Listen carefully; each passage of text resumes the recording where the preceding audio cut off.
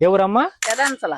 శ్రీకాకుళం జిల్లా పలాస మండలం పెదంచల గ్రామం గురించి ఈ రోజు వీడియోలో తెలుసుకుందాం. పెదంచల ఊరు అర్థం పేరులోనే దాగుంది. పెద అంటే ముఖ్యమైనదని, అంచల అంటే ప్రాంతం అని. అంటే పెదంచల అంటే ముఖ్యమైన ప్రాంతం అని అర్థం. జిల్లాలో ఎక్కడైనా పెదంచల పేరు వినగానే తప్పున గుర్తొచ్చేది ఇక్కడి రాజకీయ నేపథ్యాలు.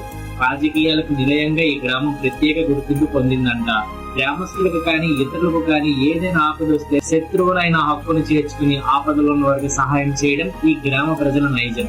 పూర్వం బెల్లం వ్యాపారానికి, చెరుకు పంట సాగుకు ఈ గ్రామం ప్రసిద్ధి చెందిందంట.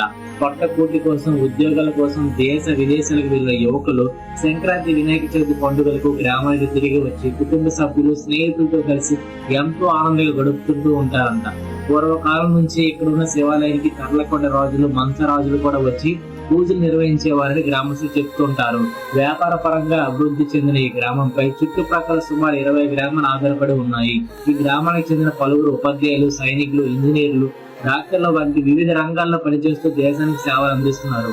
అంతేకాదు పెదంచల్లో చికెన్ పకోడీ కూడా చాలా ఫేమస్. దీని రుచి కోసం చుట్టుపక్కల సుమారు 20 గ్రామాల నుంచి కూడా ప్రజలు ఇక్కడికి వచ్చి చికెన్ పకోడీ తింటూ ఉంటారు.